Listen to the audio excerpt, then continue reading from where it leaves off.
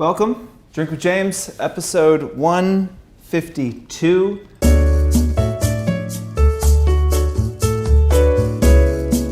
I'm all alone this week. I feel like we had Grace, we had Taylor, me, and then we got a couple more weeks. We're gonna have another special guest on the show. So you'll just have to bear with a solo episode here for a couple more weeks. A few things coming off of the last few episodes. We've been talking a lot about craft and about like actually trying to get better at something. It's something I talked to Taylor about. I think it is something we talked about the week before as well.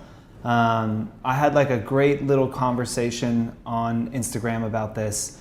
Seemed to strike a chord. And my friend Paul Rallis published something and was essentially saying that like for her, she knew that like this was not an end game, right? That like she was not going to be publishing photos and being an influencer for the rest of her life. Again, you could be working for another 30 or 40 years. And so she's always thinking about like building skills and like what is the thing that she is going to do next and how can the Instagram help her get there? And how can she kind of use that to, pour fuel in the fire of her proverbial career, as it were. I think that's a good way to think about it. Again, this, like any career, any job that you have is probably not going to be your last job, and so it's always going to be something that takes you somewhere else. So I do think it's important to think about where is that place. Are you going to go take a job in-house at a brand? Are you going to go work at an agency? Are you going to start your own line? Are you going to manage other influencers? There's a number of different things you can do, and having a following is always going to be helpful. I think it is like a part of any resume now, especially if you're working in digital. So something to think about, and think about kind of how you are, what skills are you building that are going to take you into that next part of your life?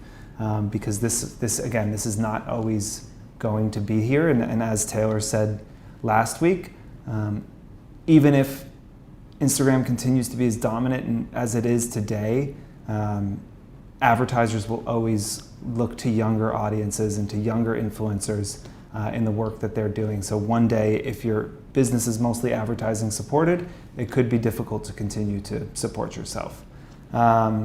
Something else that we talked about recently that I saw in action, which I was happy about, was I saw, again, Grace, who was on the show a few weeks ago, put out a thoughtful and fair negative review of a product. I'm not going to say which one.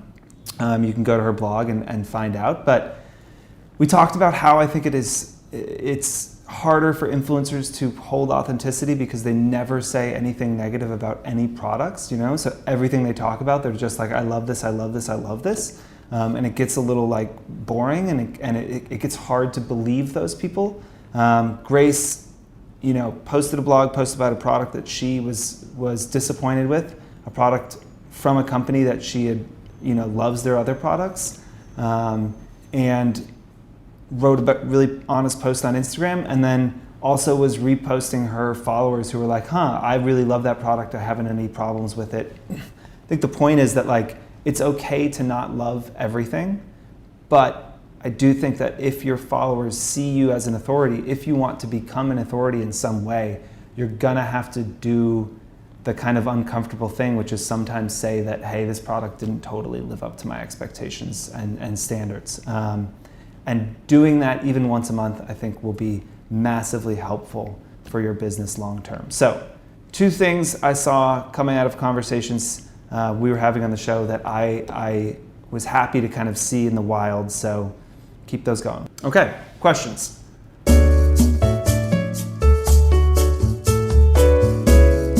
Question number 1 is, should I switch to the new Instagram creator profiles? If you're not familiar, they just rolled them out in kind of beta. Instagram has a new creator profile. It's got more in-depth analytics online. It's got a new inbox that's kind of split up in primary, general, and then the like private, whatever randos messaging you inbox. and some other tools to help you grow and understand your profile. And then I think you'll be able to do the shopping stuff later on down the line. So should you switch? I think like anytime Instagram does something, I hear people saying like, I switched to a creator account and that made me lose all my reach. Instagram stopped serving my stuff to other people. Like, again, like that stuff is not true. I saw that like terrible meme. It's not even a meme, but I saw that like thing getting spread around Instagram again that was like, hey everyone, Instagram is limiting everyone's posts to 10% of their audience seeing it. If you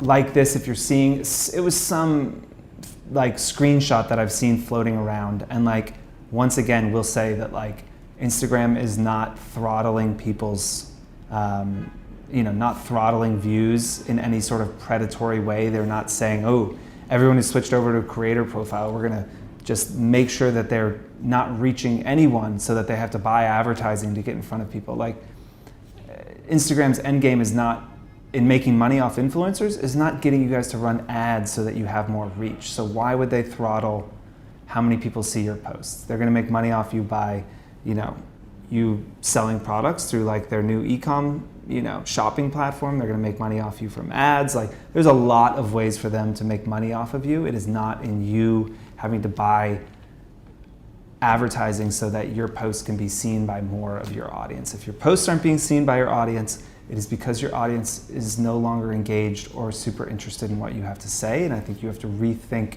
your content strategy. That really is the only answer.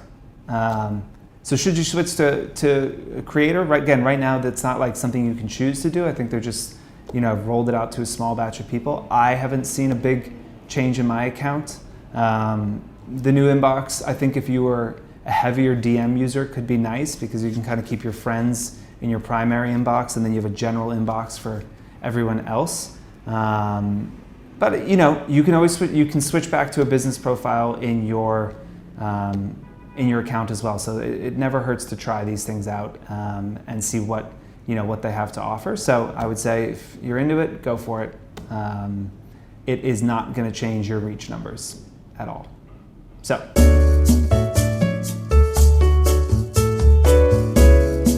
So question number 2, moving on from that, is a question about DMs. Like, how should I be answering DMs? The question was like, she was saying that she can kind of tell, especially on stories, when things are resonating because she'll get a lot of DMs about it, and she can tell when things aren't resonating because she doesn't get any DMs. I will say that like, DMs and how many messages influencers receive off their stories is a metric that we track in our campaigns, and for the same reason, if there's a lot of DMs, we think that's a super highly engaged post. People are asking questions or commenting on it, so that's something we definitely pay attention to. So you should be looking at your DMs as a metric to understand kind of how engaged your audience is in your Insta stories specifically. Now, should you answer them? I mean, I think the concern is obviously as you grow, it gets really, really difficult to answer them. It's a conversation we were having with Grace. She said she struggled to she wanted to answer all of her DMs, and so it was already a lot with 100,000 followers, and sometimes she had to take breaks. Personally, I don't really understand influencers, especially bigger influencers who still feel like they need to be answering all of their DMs. If your DMs are like the, info@fohr.co email address, nobody would expect the CEO of a company to be answering the general info at address. And if you train people effectively to speak in your voice, if you teach them the kind of responses that you would give, and if you give them a way to escalate things that they feel like do need to be personally answered by you, then I don't understand why you would feel the need to answer all of your DMs. The experience for your audience is going to be exactly the same. They're going to have a question. That question is going to be answered. So I think that like the audience doesn't get a huge amount of benefit from you personally answering the DMs, or more often than not answering them because you're too busy. And you end up feeling a lot of guilt and stress that you should be answering these DMs and you're not. So for me, if this was my business and my job, I would make it a point to answer every DM that was a question. And when that felt like it was not worth my time, I would have somebody help me do that and make sure that, you were still involved in it, that you're seeing, that you're seeing kind of reports on the kinds of questions that are being answered, that, again, if there's anything that is a brand or something that you should be paying attention to, or a question that the person who's helping you doesn't know, that they're escalating that to you. But I wouldn't feel the pressure to answer every DM on your own. It's not scalable, it's impossible. So why do it? But I do think if you had people helping you, it is potentially a way to really make that audience feel connected to you, and feel like you really do care and you're putting in the effort. So I do think it is a way to build a deeper relationship with that audience. Yeah, I mean, I guess like if you're gonna have someone else answer your DMs, how do you balance that? I mean, I think you could tell your audience. You could say, hey, I have someone that helps out with the DMs. I mean, most of the DMs, I assume, are questions about the product and about, I'm looking for this, I'm looking for that. Who made that dress? Who makes those shoes? It does not matter who answers that. And I don't see a situation where like you run into a follower and they're like, oh my God, we've been like having a DM conversation for years. And you're like, what? I don't answer my DMs, what? Also, like, even if someone is helping you out with DMs, it's not like you don't have the phone, and that you're not, on top of this stuff. I've seen also like when back in the glory days when we had a sane president who didn't take to his own Twitter account that much, I feel like when he had a tweet, he would like put like Barack at the end, like to let you know that he actually wrote it, not somebody from his staff. I do that sometimes on the Fohr account. Like if I'm going through one night and I'm answering DMs, I'll put like, JN or James, just to be like, hey, this is me who's talking. So you could do that. You could like the ones you personally answer, you could say that. But I also don't, again, I think that like if the audience's goal is to get an answer, then it's enough to get an answer. And if you think of if you think of what you're doing as a business, then that business needs to scale, then of course, like nobody could expect that you'd be answering all those DMs. It's just like not a good use of your time. And I really believe that for the audience, it's a much better experience to know that like I can send you a message and within a couple hours get an actual answer rather than never get an answer. Because it does feel kind of, you can see how it feels shitty to send someone a message, especially a thoughtful one with a question, and then just not get it answered. The problem is Instagram, it's not like an inbox, like a normal email inbox, obviously. It's difficult to manage a huge volume of messages, whereas again, in an email, you can have filters, you can sit on the plane for 2 hours and bang out 400 emails really easily. Like there are ways to get through big volumes of messages on emails, but there's really not on Instagram. So I think it's just on you to train that person effectively. Like you write you write the responses. Again, if that person is working for you, they should know, your tone of voice, how you talk about things. Again, this is why brands have brand guidelines, right? Like the person who is tweeting for a brand, they're speaking in that brand's voice, and they had to be trained to know what is that voice. Do they use exclamation points or not? Do they sign off with like an XO or do they not? Do they use emojis or not? Like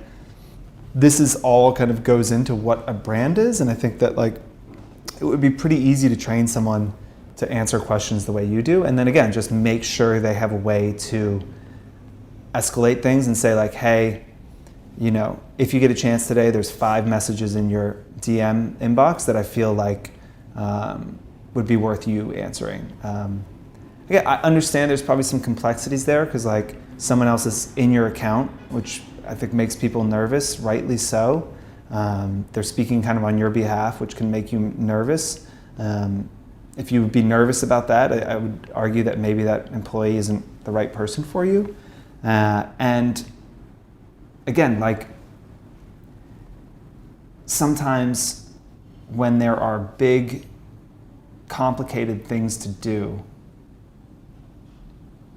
we distract ourselves with small, simple things to do. And so like, while you should be out emailing brands and pitching them a new project, you might say, well, I've got 2 hours of DMs to answer, so I'll do that instead. Because like that's easy, and I don't get rejected, and nothing like that's something I know how to do. But in running any business, you have to constantly be,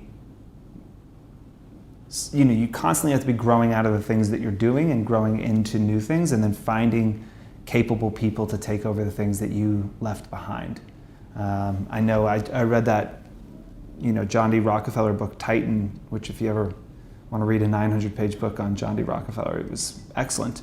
And at Standard Oil, they would say, the day you got hired, you should be trying to get out of that job as soon as humanly possible and get the next job and have someone else take your job. Because it was just constantly about growth and constantly about, figuring out a way to operate at a higher level and have someone else do those other things. So I wouldn't get caught up too much in the minutia of answering, 200 DMs a day. It's not worth your time.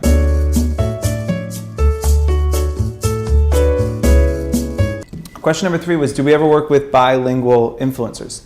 The short answer is absolutely. We just did a campaign with Sephora with bilingual influencers. It's, as the world just becomes, a more global and connected place, it is something that we're seeing asked for more and more.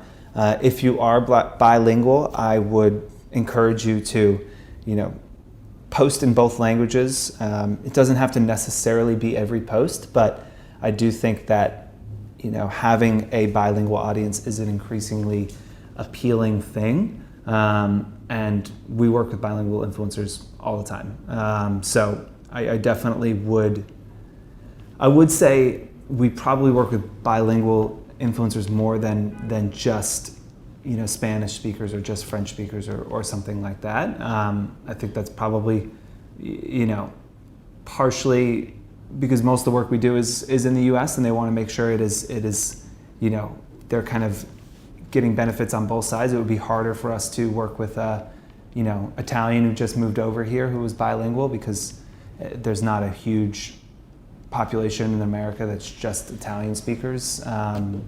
So that would probably be less interesting to a brand. But certainly Spanish speakers living in the US who are kind of speaking to both audiences is absolutely something we would work with. And we also we'll work with those influencers on campaigns that are specifically targeting those communities that aren't speaking English. We also will work with bilingual influencers on campaigns that are just targeting English-speaking customers. So I don't think that you necessarily pigeonhole yourself. I think Andrea from Dear Milano does a good job of this if you kind of check out hers. It's not every post is in Spanish, but certainly some of them are, and some of them are in Spanish and English. So I think she does a great job of balancing it. It's probably someone to look at if you are wondering how to balance both languages. When this video comes out, I will actually be in Mexico City. So if you have any recommendations, send them to me, especially any place that's, chic and I can be surrounded by beautiful, interesting people. Until then, we will see you next week. Cheers.